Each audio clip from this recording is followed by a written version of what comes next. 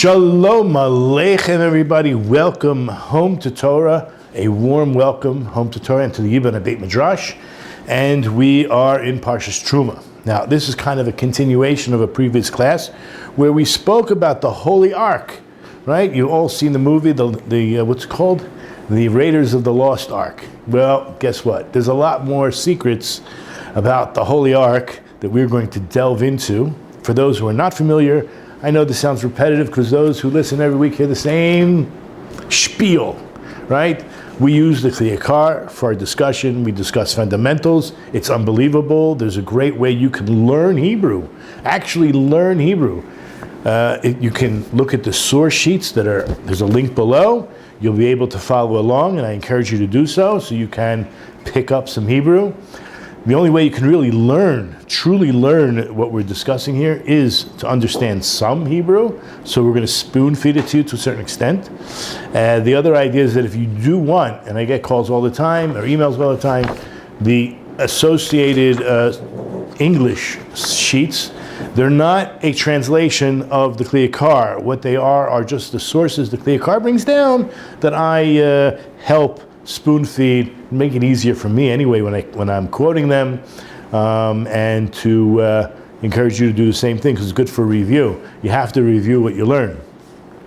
And again, we speak about fundamentals, so the Holy Ark is obviously a very fundamental part of our Jewish experience, our Israelite experience, the experience in the desert, and beyond, right? It's like the central part of the synagogues that we have today, where the Torah sits in, but of course we don't have the actual golden ark that was put in the tabernacle, nor of the temple. But we do have the concepts, and these concepts are dear to our heart. Okay? So let's begin. We're on page Shinayin Chet, that's 378, and we're halfway down. So there's quite a few pages we're skipping now, and we're just going to get into it. And so there are links below to the previous classes. So make sure to go into the links below. By the way, we're also doing fundraising to give out funds to needy families for Purim. Purim is coming up; it's around the corner, and since this Parshat is Terumah, the time to give is now. Okay, now and next week, and also we're collecting for Pesach to give out also to needy families for the holiday of Pesach. So there'll be links below also for the campaigns. So I encourage you to look at the previous classes and to go with the Hebrew sheets.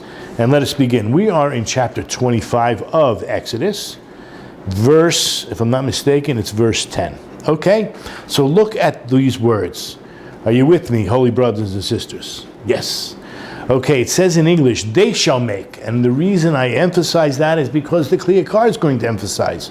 All of the other vessels that are made, it says, va'asita, and you shall make. What do you call it? You singular. Va'asita. Whereas here it says va'asu. It says va'asu. Very strange indeed. They shall make an ark of acacia wood, Eitzei Shittim, 2.5 cubits its length, 1.5 cubits its width, and 1.5 cubits its height. Now here the Hebrew. Amasayim v'chetzi arko, that's 2.5 its length.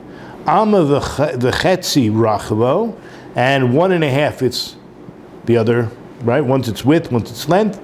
And v'ama v'chetzi komoto, and its height is 1.5. I want to point out now, because we will get into it tonight, that when it comes to the other vessels, and I will tell you right now, if you want to look on the English source sheet where I'm going to quote it much later tonight, number 13 on page 5, when it comes to the ark, the 3 dimensions are what we're going to call shvorot, fractions. In other words, it's a whole number plus a partial number, right? 2.5, 1.5, 1.5 its height.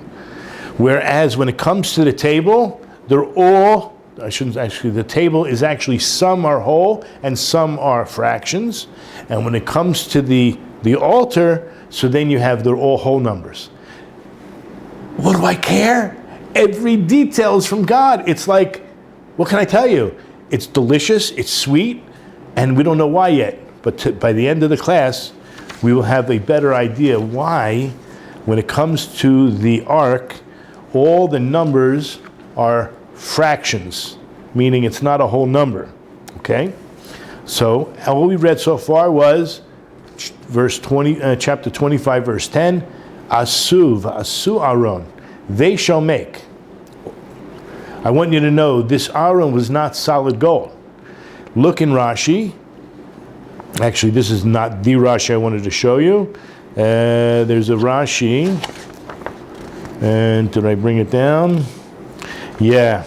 So in the Rashi on 25:11, when it mentions that there are an inside and an outside, we're going to get into all this, okay? It's mibayit umichutz, from within and from without. There's actually 3 boxes. Rashi brings down, Bezalel made 3 arks, meaning 3 boxes, 2 of gold and 1 of wood. So the wood was on the inside, meaning between the 2 other boxes of wood. So there were 3 arks, 2 of gold and 1 of wood. So you had a gold insert that was, let me just read it. Each one had 4 walls in the bottom, and they were open on the top. He placed the wooden one inside the golden one, and then the other golden one inside the wooden one. Okay, and then there was going to be a lip that covered the open wood. So it looked like it was solid gold, but remember, that's a lot of gold to make a solid piece. So on one hand, maybe Hashem was concerned for our welfare, for our money. On the other hand, maybe he was concerned for the people lifting it, but that doesn't make sense, because when the Levium came to lift it, right? You know what happened? It lifted them. When the Kohanim lifted the Aaron, they didn't really lift anything. In fact, it carried the carriers. It levitated, it flew, and it was hovering over the earth, and those who were holding it were what? Flying with it. It was like of no weight. So that couldn't be an issue either. So there's obviously some deep Torah here that we're going to learn about these boxes. Okay. I'll just read the last part of that Rashi. He covered the upper rim with gold. Thus it is found the wooden one was overlaid from inside and outside with gold. Okay, so let's go into the Yakar. And here we go. There's a lot of very important lessons to learn tonight. Va'asu Aaron, the Yakar says, and they shall make the Aaron. By the way, for those who are not familiar with biblical Hebrew, the vav in front of the verb transforms it from either a future to a past or past to a future. Asu would have been past. Va'asu is future tense. They shall make the Aaron. Mashnember bekulam vasita. Even the cover of the ark itself and the staves, the poles, and everything else. Just look through the Parshat, you'll see. You shall make, over and over again. By everything, it seems, right? Vasita. However, Khan, here, it said, Ne'emar va'asu. They, third person. Amra HaTorah. What is the Torah saying to us? The Torah speaks to us. Hakol yavou, everyone, they shall come. V'yitasku ba'aron. Everyone should participate in dealing with the Aaron. Now, at first glance, it may mean construction of the Aaron. How many cooks can get involved in making the Aaron? But at least you're invited, and you're supposed to be involved on some level. Ready for this? Drum roll, please. Kadei sheyeh lekulam chelek b'Torah. In order, why should they all be involved in the Aaron? And we're going to find out how, because too many cooks will ruin the stew. How many people? You have 600,000 people, plus women and children and old people, right? You can't all be involved in making the Aaron. Yet nevertheless, they should all be involved in the Aaron, in order that they should all have a portion in the Torah itself. What was in the Aaron? One of the main items that was inside this Aron HaKodesh was not only the luchot, right? The luchot are the tablets, right, that God inscribed with his own finger, right? The tablets and the broken tablets, but the Sefer Torah that Moshe wrote. Ki keser Torah hefker l'kol. Because the crown of Torah, the crown of Torah is available. Hefker means it's free for the taking. It's available to everyone. Now, the word keter means crown. That's not the only word. We're going to see another word tonight called a zer. The crown also. There's a crown placed on three items, three of the vessels. It's called zer. However, keter is the gematria what? Kaf is 20, Taf is 400, Resh is 200, 620. How many letters are actually on the tablets, the first set of tablets? 620. The 620 letters represent what? The 613 commandments given to the Jewish people, and the 7 commandments given to the rest of the world. Okay? So you have Keter Torah, Keter 620. So the crown of Torah is available to all. So yes, non-Jews alike, you can involve yourselves and hopefully be oisek b'Torah shalachem, which is the 7 Noahide laws. And I'm giving you a plug for you'll look down below in the description box. There is a series called Beyond the 7. That's for everybody, but especially non-Jews. And within that series, there's a thing called the 48 Ways to Wisdom.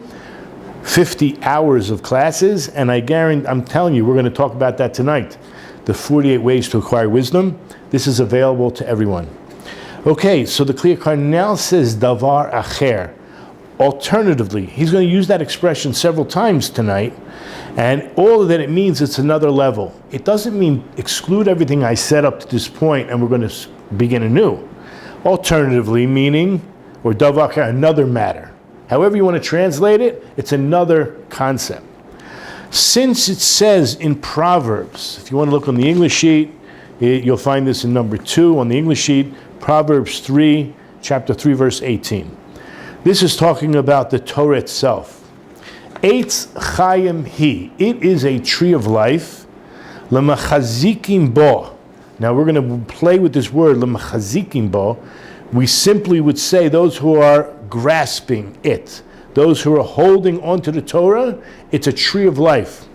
First of all, what does really that word machazikim bo mean? We're going to see that it also means to support it. And support what? And what is eitz? Why it's an eitz chaim? Why is the Torah compared to a tree? Well, guess what? The Kli Yakar immediately points out, this is a very important principle, right? That the eitz chaim, this Torah, is a tree of life to those who grasp it.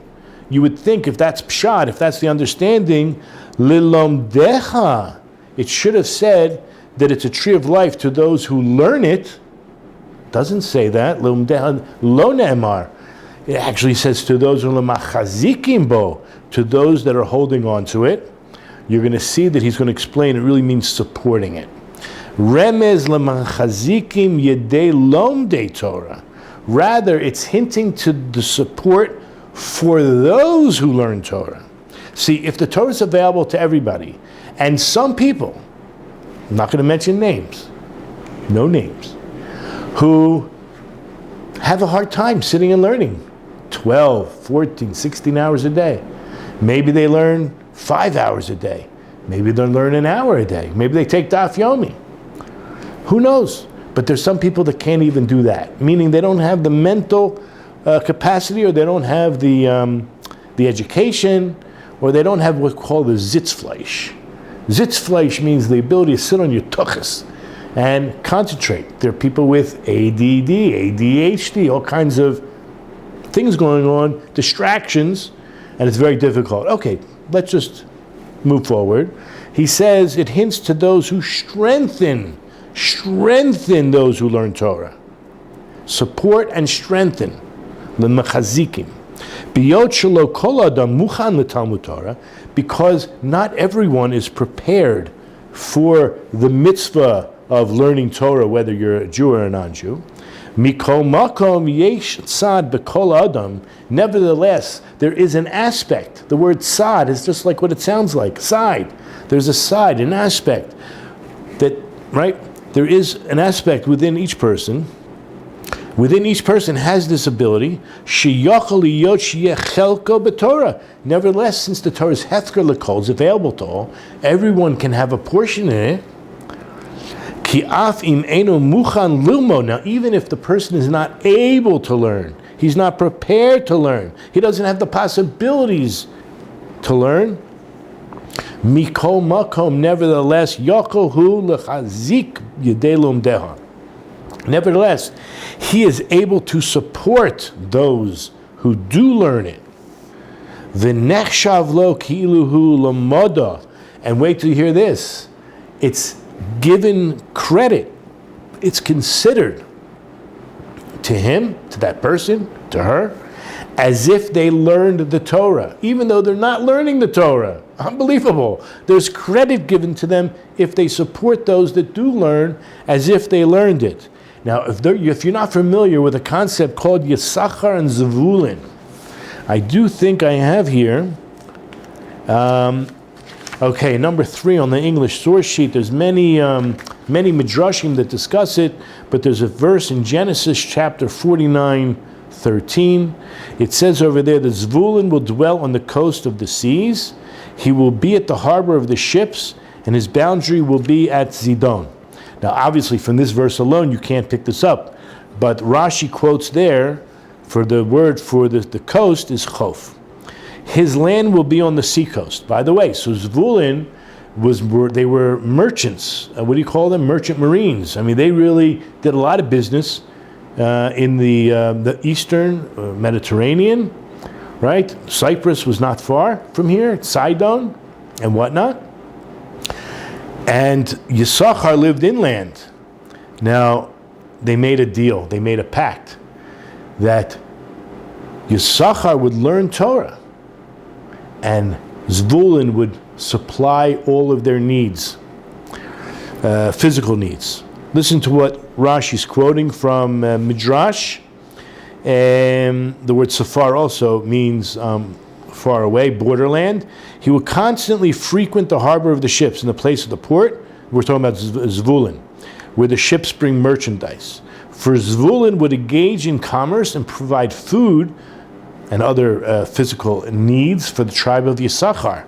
And what would Yisachar do? The tribe of Yisachar would engage in the study of Torah. This is what Moses meant in 33:18, Deuteronomy 33:18.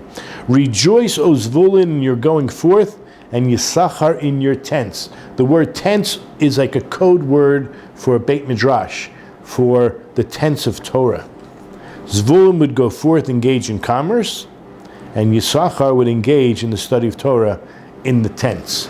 This is something that was known to the Jewish people. This was a famous contract that was made between these two tribes. This is how we can all work to get along. Know that there are some people who are good at this, others that are good at that, and we do business with each other. So Yisachar was known. They were able to tell the times, right? There's something unique about Yisachar. They were deep entrenched in Torah learning, and Zvulun was by the sea, and they were the merchant marines, and therefore you go, there we have it. Let's move on. The last thing we mentioned was there is a concept that other people can support those who learn, and we have a long-standing tradition. L'chak ne'emar. Now we understand why it says va'asu Aaron atzei shitim. Right? They shall make this ark of this special kind of wood. Ki mitzad hayot ba'aron ha'etz. From the very aspect that the ark itself was made from. Now, eitz could mean wood. But the truth be told, it really means also a tree. And what does a tree do? Generally, trees produce fruit. Hamarames al-ki, this is actually hinting, not only because the aron itself is made from wood, but remember the verse we spoke about in Proverbs 3, verse 18. It's eitz chayim hi, that the Torah itself is a tree of life, l'machazikim bo. Ki al kain hakol yecholim asota. Every single person can participate in learning Torah. If they can't learn it, then they can support it. Everybody has the ability to support Torah in some way. Lechak ne'emar, and that's why it says va'asu, they shall, right? All the other vessels. Oh, so maybe I actually skipped another point that's important. Back to number 13. The ark represents Torah, which is quite obvious. The table represents Malchut, kingship, right? King David, what does it mean when it says that the Mashiach is going to be born in Bethlehem? It means that he's coming from the seed of David, who's from Beit Lechem, right? But Beit Lechem doesn't mean the Mashiach has to be born in Beit Lechem. He has to be born from the seed of David. That's kingship. And what is Beit Lechem? It's the house of bread. Meaning, what's the king's job?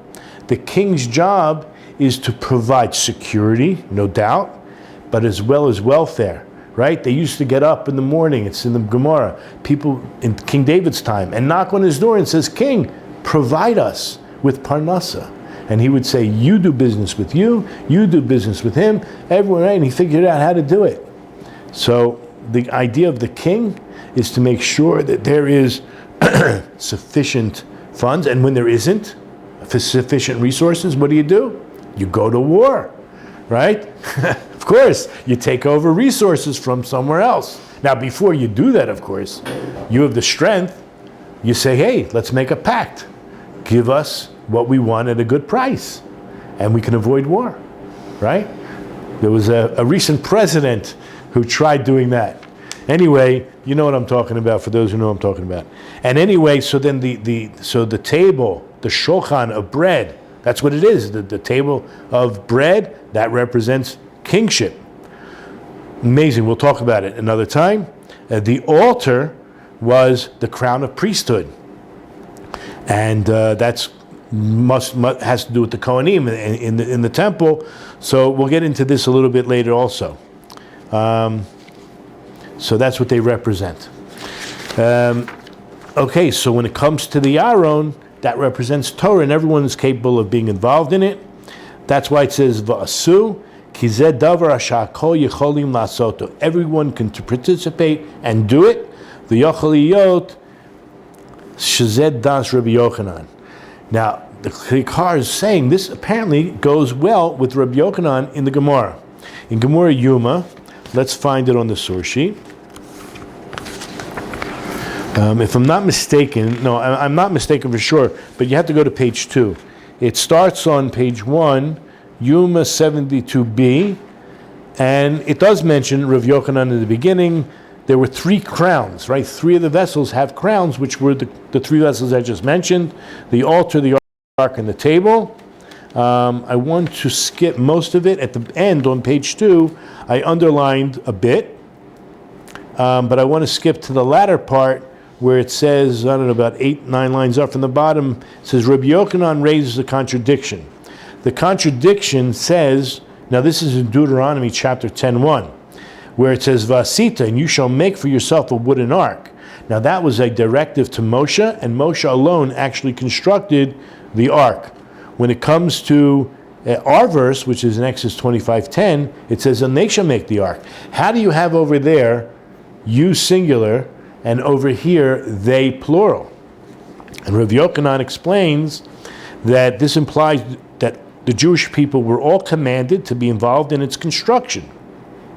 The apparent resolution to this contradiction is that although Moses actually constructed the ark, everyone was required to support the endeavor. So too, from here, it is derived, with regard to a Torah scholar, that the members of his town should perform his work for him, to support him, and allow him to focus on his studies, since it's also the town's responsibility to enable the person to study. So that's where the Kli Yakar explained. This all fits in line with the dictum in the Gemara in Yuma, in the name of Rabbi Yochanan, and he says in Hebrew, Mikan, from here, Latalmid Chacham Shbnei Iro, that we learn that the regarding a Talmid Chacham, that the people of his city, mitzuvim lasot milachto, they're commanded, they're obligated to do the work for the Talmid Chacham, for the sage. Okay, the Achachachamar, then our following verse, verse 11. So we'll see that in number 5 on the source sheet. and you shall overlay it. Now the word overlaying, there's like it's plated, there's a veneer, but as we said, it's not that the wood has gold paint. It's a gold box, it's a wood box, and then a gold box. Now notice the verse, it says, Vitzapita oto, you shall overlay it with zav tahor. Now I'm going to break the verse into two parts. This is still the first part of the verse. You shall overlay it with zahav tahor. Zahav tahor is pure gold. Mibayit, from the inside, comma, umichutz titzapenu. And on the outer box, it should have an overlay. Now, I'm breaking the verse here because then it says, Vasito olav, and you shall make upon it, zer zahav saviv. We're going to get into the latter part, but just focus on the first part. You shall, singular, overlay it. Zav tahor, it mentions, when it's talking about the inside, mibayit, pure gold. But when it comes to the outside, it doesn't mention pure gold. But we all know that it's pure gold on the outside. So why doesn't God mention that they should make sure to use pure gold on the outside? Are your seatbelts on? Okay. Buckled. Are they buckled? Ready for this? Let's go into the Yakar. Ba'asiyat atze shitim, when it comes to making the box, we saw it said, va'asu, they shall make it. When it comes to the tzipoy hazahav, to the overlaying of the golden box, it says v'tzapita, that's singular, you. Why is the difference? Ki hakol yecholin lechazik yedei lomdei Torah.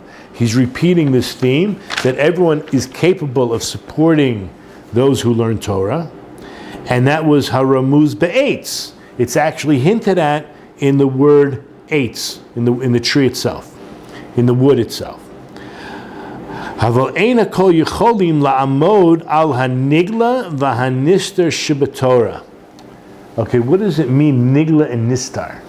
Nigla means that which is revealed. You look at the words, simple pshat, the most simplest, clearest explanation on a simplest level, we'll call it revealed. What's revealed?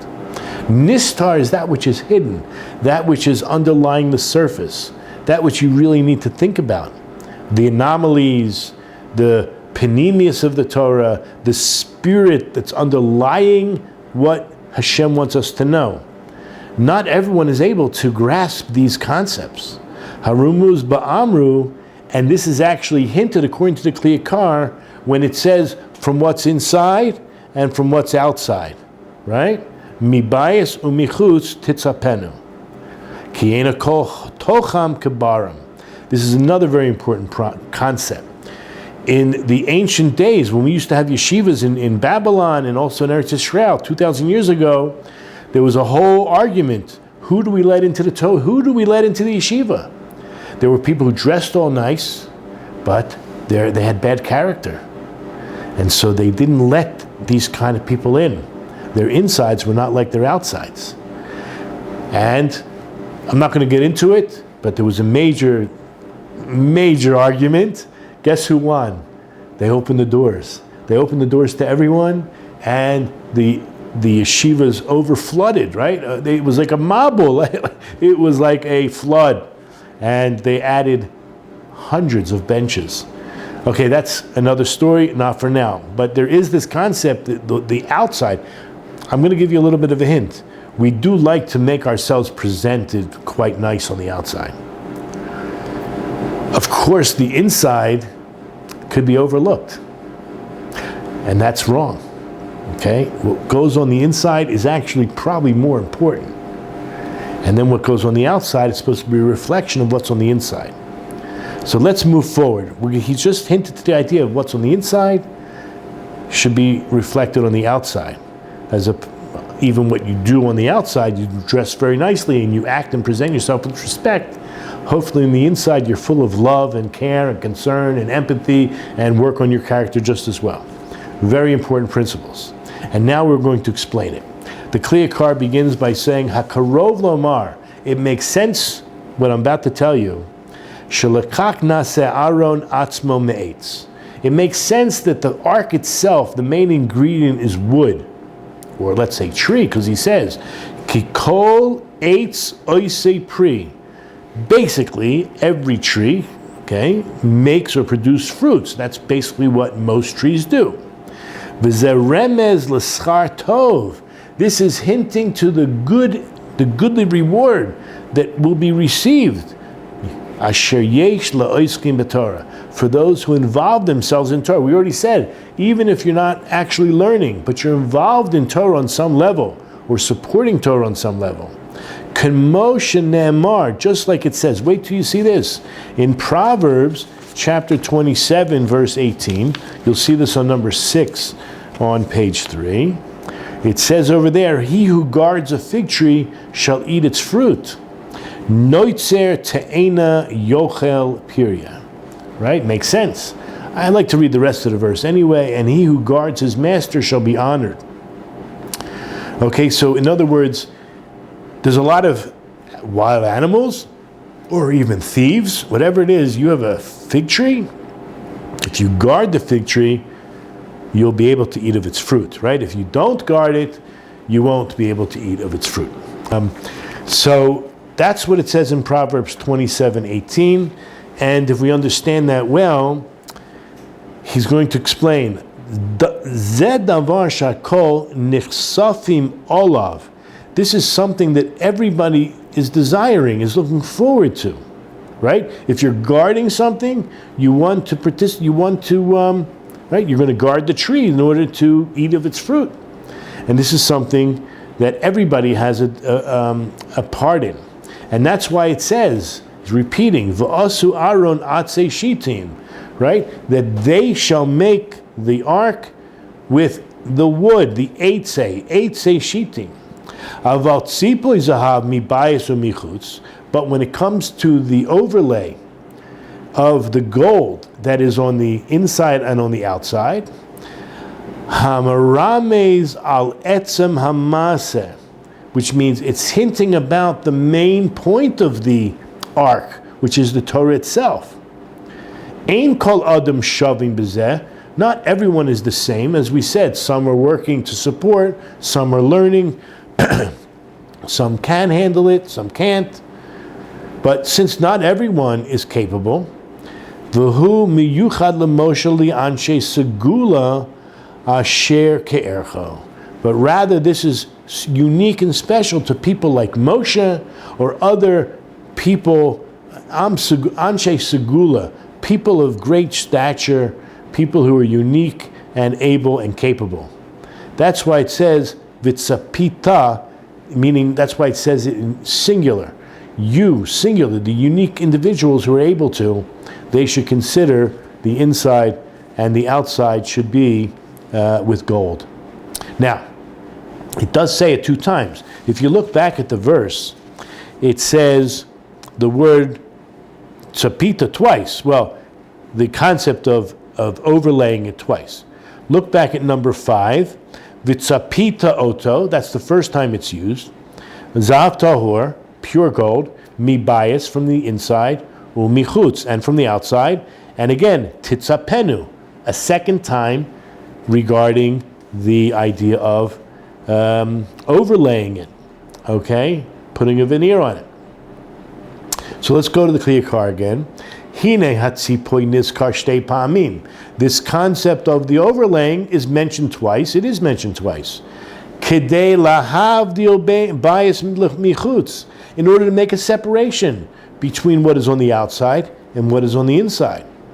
Ki matchila amar, the very first word of the verse says vitzipita, and you shall overlay it. So the verse began, Ki metchila amar, the very first word of our verse 11, vitzapita oto, that you shall cover it with the zahav tahor from the inside, the pure gold from the inside. And afterwards, meaning in the same verse, but in the first part, actually it's the second part of the first part of the verse, it says, umichutz titzapenu. But you know what the Yakar points out? Lo hizkir zav tahor michutz. The words zav tahor are not mentioned in the latter part of the first part of the verse, meaning in the second time that overlay is used. Why? Doesn't it bother you? Well, you say, oh, well, it must be understood. Of course it's understood, but it's not mentioned. Afa pi shebli safek, there's no doubt, even though there's absolutely bli safek, no doubt. Hayakol mizahav tahor, of course the Holy Ark is pure gold. Mikol makom, nevertheless, lo hiskir zav tahor etzel hachutz. But the concept, the words, pure gold is not mentioned when it comes to the outer box, even though for sure it was. And ready for this? Unbelievable.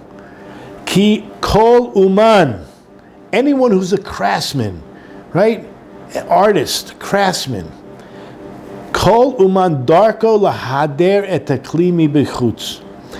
They're always interested. Their way is to beautify, lahader, the vessel from the outside, yoter, much more, mima shemehadro bifnim, much more than what's being beautified on the inside. Because people see it, mimnei haroim, because that's what people see. They don't always look on the inside. But you're going to see on the outside, it has to be beautiful. So that's called a natural occurrence. Of course it's going to be pure gold on the outside. You don't have to mention it. That's why there was no need for God to mention pure gold, except for the inside. Because that's where you would have taken it for granted. You might not need it. Only on the who's going to look on the inside? What are you going to wait? It's like a waste of money. No, that's where you have to make sure. Obviously, the whole thing, but even on the inside. But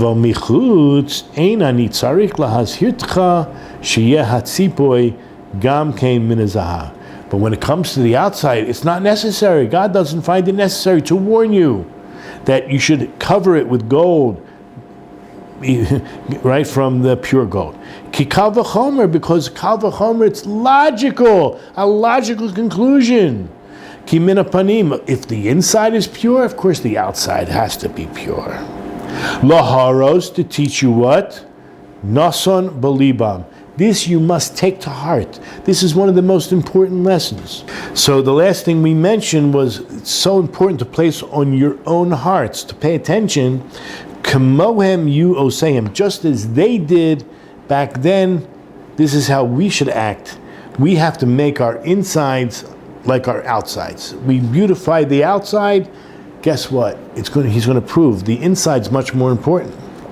Kikol lomdei ha-Torah, because anyone who really learns Torah, tzrichim biyoter azara al taharas halev hapnimi. It's so important. You really have to focus, and that's where the warning of God is, to make sure that your heart is pure, the inner Torah, the insides of who you are.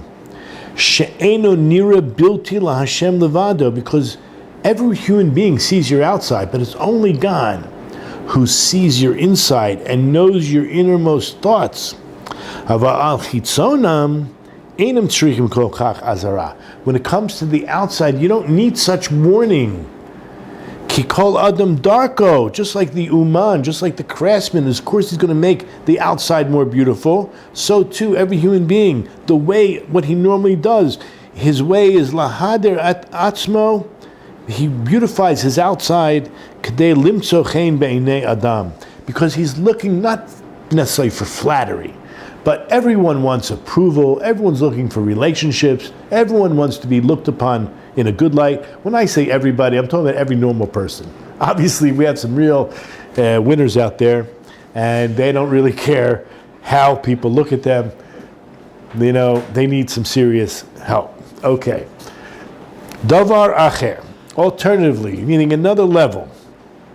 Lekach lo hiskir zahav tahor etzel echutz. Another reason, another level of trying to understand why does it mention pure gold only by the inside and not the outside. Kedei shenilman mize, in order for us to learn from this, shekol ma she'adam oiseh, kedei lahader et atzmo b'nei Elokim, right? All that a person does, all the efforts a person does in order to glorify and beautify himself in the eyes of God. Hu vadai tahur behechlet. That's for sure for the sake of purity. There's no question. We're talking about the inside. We're like on our best behavior with God. Aval kol mashu mara chitzonu tahur. But everything that he does on the outside, and I'm going to call it fake. It's like kind of fake. If you're doing it, if it's not, doesn't come natural, you're doing something to show something on the outside, eino tahur behechlet. It's not a certainty that it's pure. It's very possible, likely, allegedly, that you're only doing this because people are watching you. V'libo bal nachonim Hashem, while the internal part, your heart, remains not aligned with Hashem. Now, another davar acher, another level of explanation. Lefi shahanikayon penimi hakadosh baruch hu mikablo keshu tahor hamachshavot. When it comes to the inside, the cleanliness within, Hashem receives this. It's a positive thing. He's looking forward because someone is trying to work on their thoughts, their pure thoughts. You're working on your character, you have positive and clean thoughts. Aval letahir et atzmo mi bechutz hu davar kashem ma'od. It's like another twist. Maybe it's the other way. When it comes to working on yourself on the outside, it's actually quite hard. Ki miderek b'nei, wait till you hear this. You know why it's much more challenging? Ki miderek b'nei amenu ledun et kol adam lekaf chova. This is unfortunately, we have it, one of the 613 mitzvahs, right, is actually to dan lechaf schut, right? Under the category of ahavta re'ech chamocha, part of that is to dan people, to judge people favorably. He says there's a portion of our people who judge others unfavorably. Lechaf chova. Now, Moshe Rabbeinu was quite a tzaddik. You cannot deny that. Kimi lanu gado mi Moshe. Who amongst us is as great as Moshe? Compare yourself to Moshe. We come so short. V'yachafu olav devarim, and nevertheless there was a lot of lashon hara, right? The men, Korach's group, got together and said, they were whispering, he's an adulterer, right? About Moshe. And he was the chashaduhu bima she'ein bo. He was being suspected of things he was not guilty of. Now, the idea is that if he's suspected and guilty, some people just give up.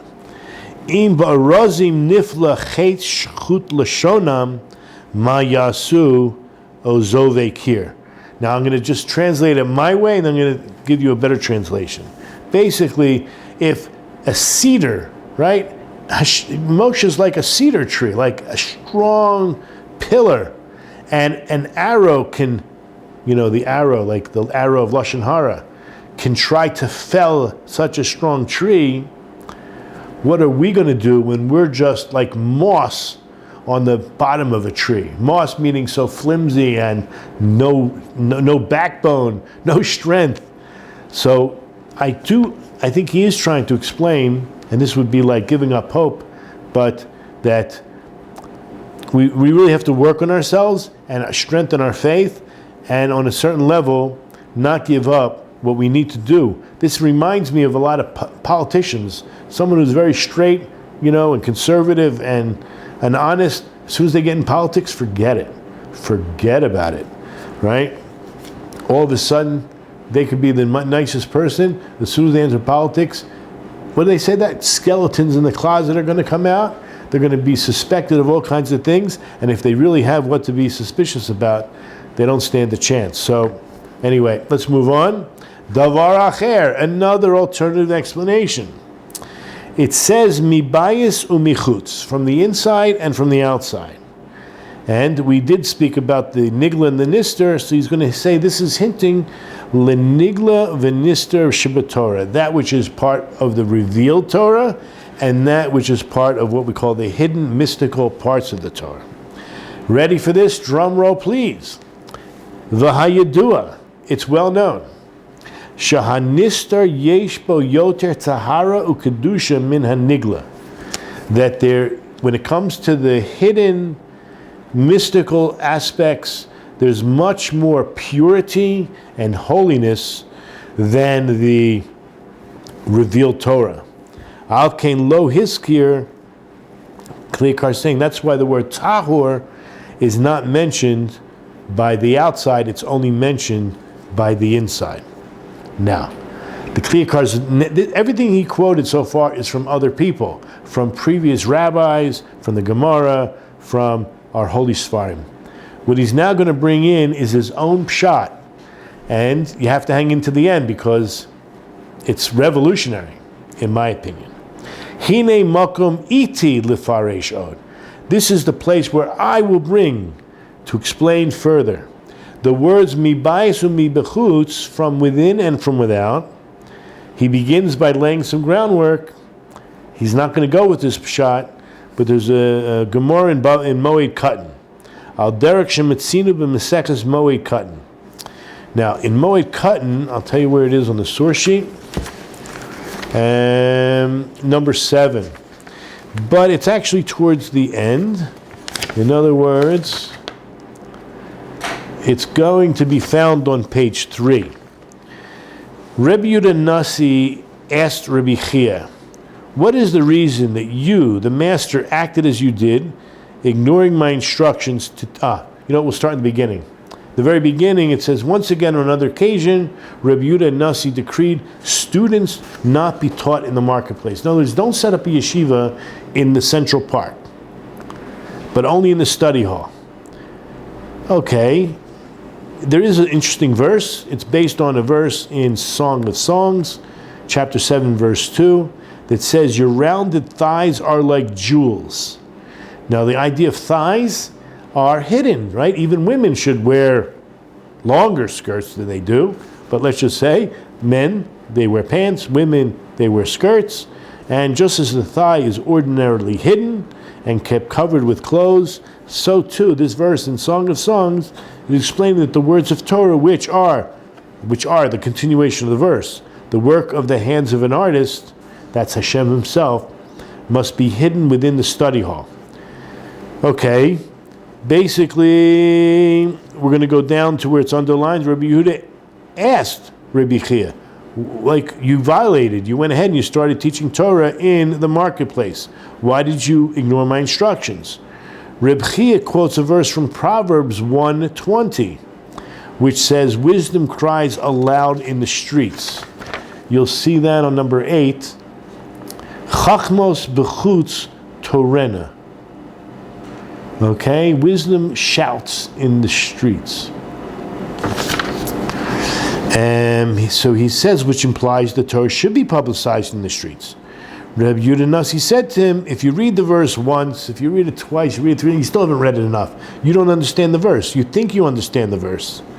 But if you would understand that it's actually in accordance with Rava, as Rava said, with regard to anyone or everyone who occupies himself with Torah, the studying inside, the privacy of his home, then his Torah knowledge will proclaim his greatness outside. And it will be revealed to the masses, and they will see his greatness. That's like an unbelievable concept.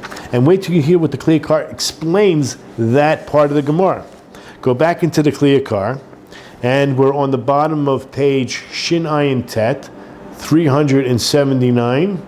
You with me? Page 379. And the very bottom, where the Yakar just brought down the verse in Mishlei, right? Actually, let me just read the Hebrew. Al derek shemitzinu b'meseches Moed Katan, Rabbi was gazer l'talmadav. He decreed to his students, shelo yishnu b'shuk. They shouldn't teach, learn, right? From the word vishyanantem or Mishnah, right? Yishnu, they shouldn't learn in the shuk. Well, Masik Sham, it says over there, Mishlei 1 verse 20, Chachmos b'chutz tarona, that wisdom is crying in the streets. Well, we saw what Rava said. Rava says, Kol ha'osek b'Torah b'fnim, all who involve themselves with the Torah inside, Now, inside, at least for our practical purpose, means in your home. Torato machrezit olav mi bechutz. Then his own Torah will become publicized outside. Because whether we're talking about really studying without any distractions, you don't need to go into the streets to do it, because there's a lot of distractions. But he's going to bring a different twist. I'll tell you now, he's going to say that people that go out into the streets and teach Torah, it's arrogance. They're doing it for their own glorification. Okay? Listen to what he says.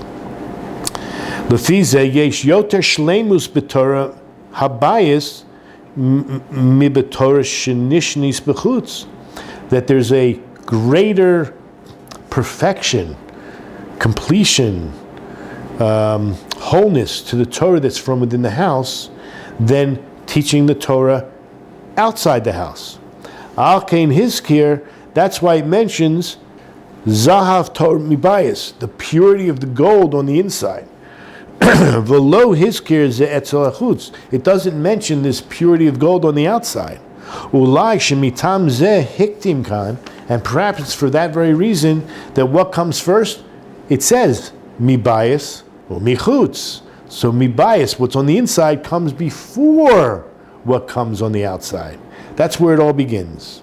Ki hitchil, as the verse said, zahav tahor mibayis, the purity of the gold is on the inside. Umisham nilmad gam elachutz, and then we learn automatically, whether it was the kal v'chomer or any other way, we learn it from what's on the inside, then we can apply it to the outside. Kaka oisek b'toras b'bayis, so too those who practice the Torah in their house, who learn the Torah in their house, who apply it to the inside, misham yitpashet hadavar l'rosh kol chutzos, then that matter will spread, yitpashet, it will spread this matter to the main streets, right, to the public sphere. Okay, now this is where we're on the home run here. We're like really on third base, about to hit a home run.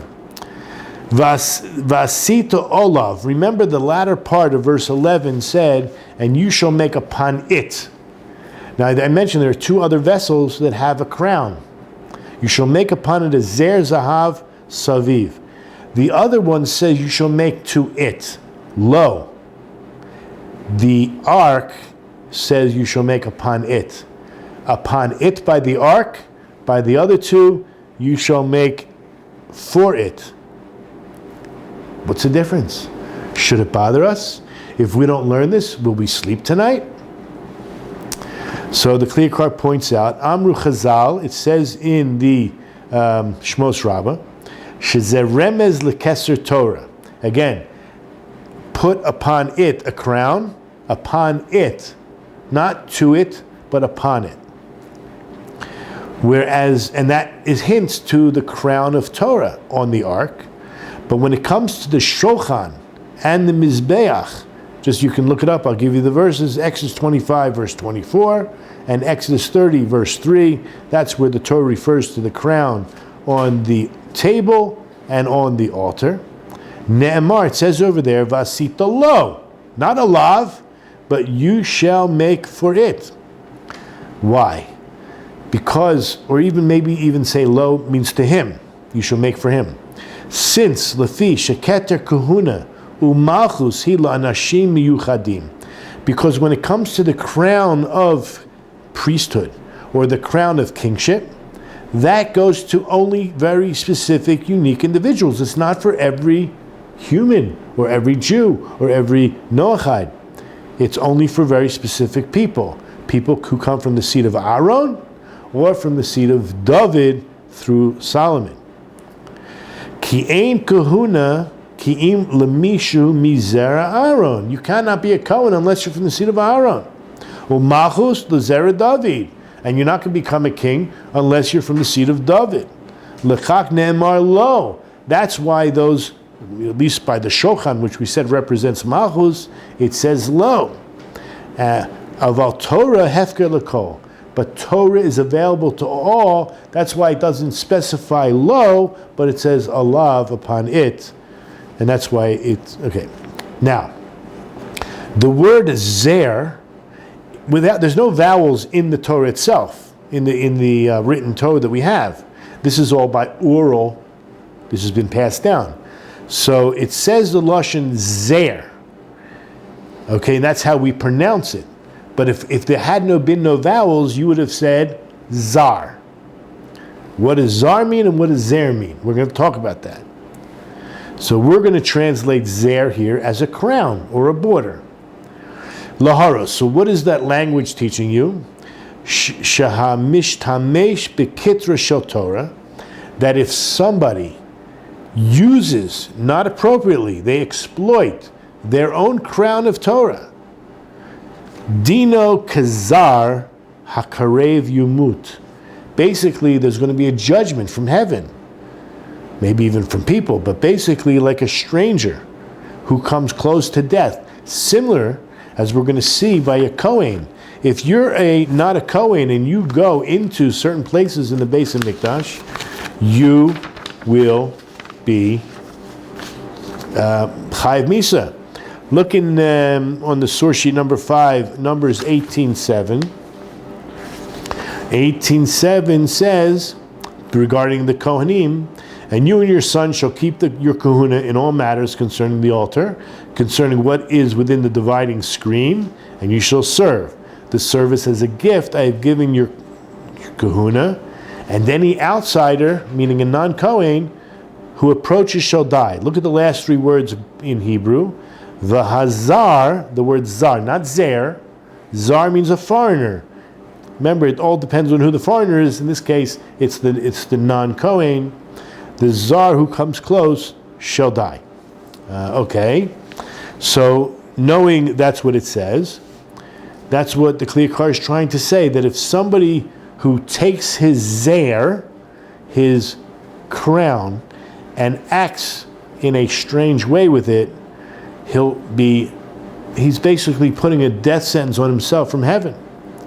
Zeh keser kahuna, when it comes to v'chein keser kahuna, when it comes to keser kahuna, look in Numbers 18:7. That's where we saw that verse already. Vazar hakarev yumat.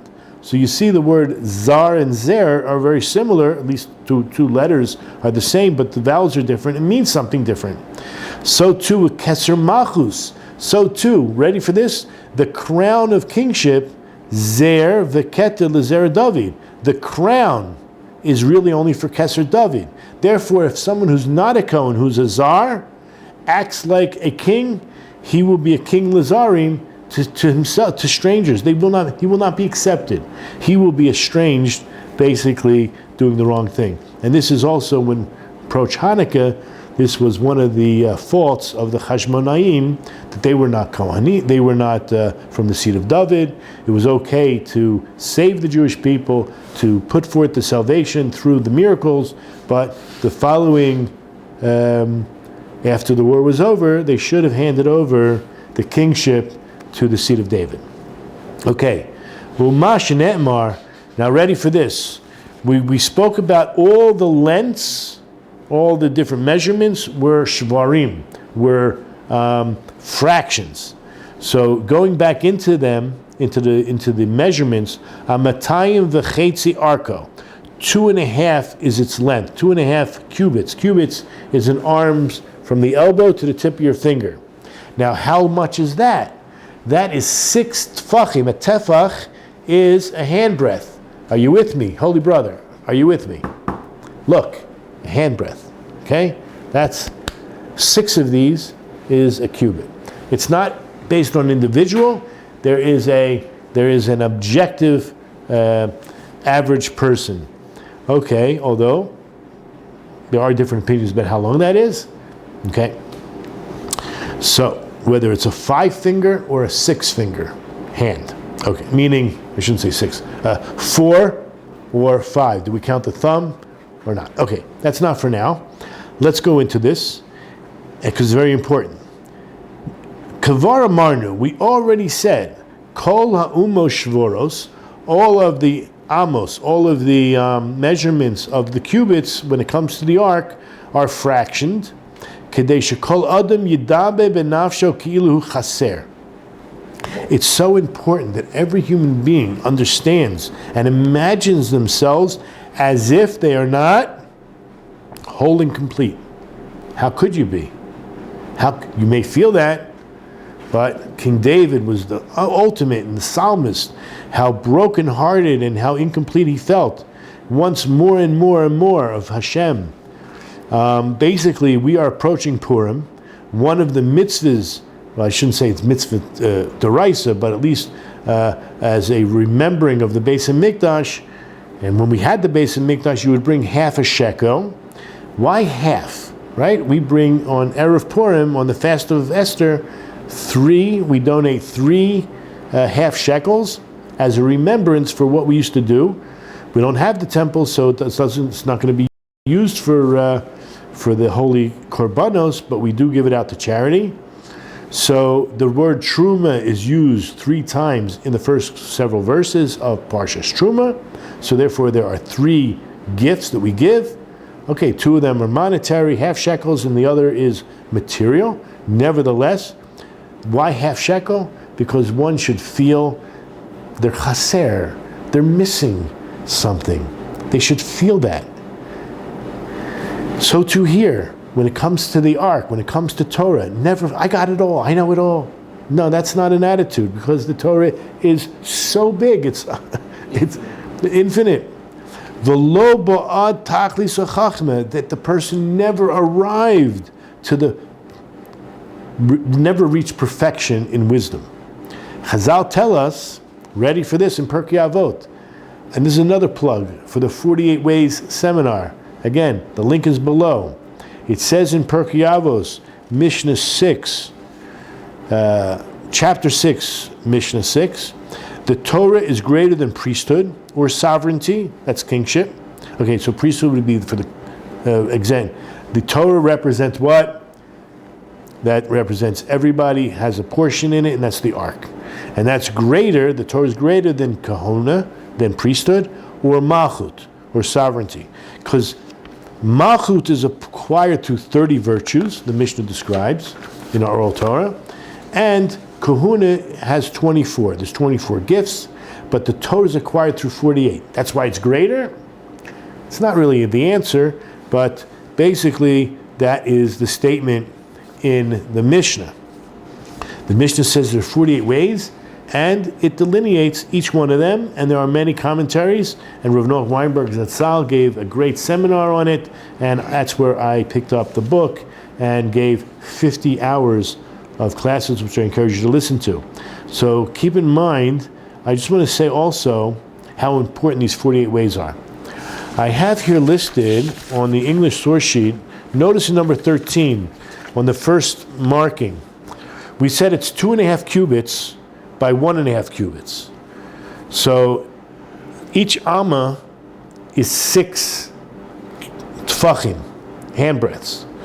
So 2.5 cubits is 15 tfachim. And there's 2 sides, so that's 30 tefach.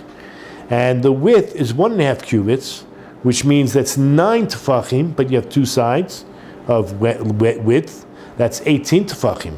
30 and 18, 48. The actual dimensions of the ark from an aerial view is 48 tefachim. There's 48 ways to acquire Torah. Wait till you hear how the Kli Yakar now expresses. He doesn't bring that down. That the Vilna Gaon brings down. And the Vilna Gaon lived after the Kli Yakar. But let's look what the Kli Yakar has to say. The rabbis tell us in Pirkei Avot, Shatorah nikneit b'mem chet ma'alot. Right? That's what the Mishnah said. I actually have the Mishnah in Hebrew here on number 14. It's actually, you'll see on page 6. Gedoy l'Torah yoter min ha'kuhuna u'min ha'malchus, sha'malchus nikneis b'shloshim ma'alot, v'kuhuna be'esrim v'arba, but the Torah is nikneis, meaning it's acquired through 48 things. Oh, I don't know if I mentioned this. So the Vilna Gaon says that you need all 48. If you're missing one tefach, if you're missing one of these 48, you cannot acquire the Torah. You didn't make yourself a vessel in which to contain the Torah. I mean, this is amazing. Do you understand how important the 48 ways are if you want to acquire Torah? it's like a no-brainer. You got to go back to kindergarten. You got to go back to first grade and learn the 48 ways. And you will be great in Torah. Okay, so the Yakar says that our own rabbis say that the Torah was niknes b'mem chet 48 ma'alot. Now watch these words. When you go to the verse in Exodus 25 verse 10, that's the verse we've been dealing with, right? They shall make an ark of acacia wood, 2.5 cubits its length, 1.5 cubits its width, and 1.5 cubits its height. If you take what we call Sofei Tevos, right? Reishei Tevos are acronyms, meaning you take the first letter of each word and you can spell words or you can come up with gematrias. Gematrias are word values. He says, look at the last letter of where there's 3 dots on each one of these words. Va'asu with the vav, the word Aaron with the nun, Atse with the yud, Shitzim with the mem, Amatayim with the mem, V'chatze with the yud. He says, if you just look at those words, the end letter, it adds up to the word kanu, acquire. You should acquire. And if you look at the latter part of the verse, again, the Sofei Tevos, Arku va'ama, right? The vav of Arku, the hey of Ama, the yud of Chatzi, the vav of Rachbo, the hey of Ama, the yud of Chatze, and the last letter, Vav, of Kamoto, that adds up to 48. So in the verse, there's hints to the idea that you can acquire this through the 48 ways. And that's how he ends that little piece. Ki'ilu Amar, as if the Torah itself is screaming out to you. Kanu Torah b'mem ches devarim. This is how you're going to acquire the Torah. Now, Ubo harem is bi'amo shvorais, a little bit deeper into the idea of the measurements were all broken into fractions. Remember we talked about Rabbi saying don't go out and teach the Torah in the public? Lefi sharov devarim shekinu Torah toloi behem hatloim b'midas anava. That most of the things, most of the 48 ways, a vast majority of them are acquired, they help you acquire the Torah. It all depends on the character trait of humility. Because that really is the foundation. Maybe you want to say the secret, Yesod. It's the foundation and secret and source for all of those 48 ways. Even those numbers that are broken, the fractions, they teach you about a leiv nishbar v'nidke, about a contrite and broken heart. I want to take you just now to Psalms 51:9. It should be the last source on the source sheet. The sacrifices of God, Psalms 51:19. Zivke Elokim ruach nishbara, leiv nishbar v'nidke, Elokim lo tivzeh. The sacrifices of God are a broken heart. You understand how he's putting this all together? The inside, you got to work on the inside. You got to break down, man. The sacrifices of God are a broken heart. Okay? And he continues to say this is the main ingredient in the 48 ways to wisdom. You want to acquire wisdom? The 48, they're broken up into fractions. That's going to be the main thing. But the 48 ways themselves are all based on a broken and humble and contrite. I'll use the word meek. The meek shall inherit the earth. That's a Jewish concept. Now it's very possible, Shemitam Zeh Gazar Rebbe. Remember the original question, what was his pshat? What was the Yakar thinking? That Rebbe made a decree for his students not to yishnu b'shuk, not to learn Torah, not to teach, not to set up assemblies to learn in the public sphere. Kedei shelo yargilu et atzmam lilmod machmis yura. In order they should not become accustomed to teach, themselves to teach, on account of yuhura. Yuhura is haughtiness. It's inflated ego. Kedei lihithader bifnei aroim. In order to glorify themselves and beautify themselves in front of those who are spectators and looking and watching. And ready, the Yakar lived 400 years ago, and he says, Keminhag doreno, just like in our days, in those days, This is how he looked at many of the speakers. Sharov halomdim darkam lihitpaer. That most of those who either are studying or teaching, their way is to glorify themselves in public. Ulama'an haroes harifutam, in order so people can see how sharp they are. Ulapilpulam barabim, or how intelligent and sophisticated they are, and they do this in public. And what can I tell you? We all have to take these lessons to heart. I hope that we understand the Aron much better, the Aron Kodesh. The lessons here are immeasurable. You cannot even put a value on these lessons. I hope you do review. I hope you go over and over again. And with that, I would just tell everybody, please have a great Shabbos, a great Chodesh. This is the month of Adar. Adar is a month of Geula, but it's like a small month. It's leading up. It's planting the seed for the final redemption of Nisan, Bezrat Hashem, right? Because the Gemara tells us that we'll be redeemed in Nisan. And so this is like a precursor.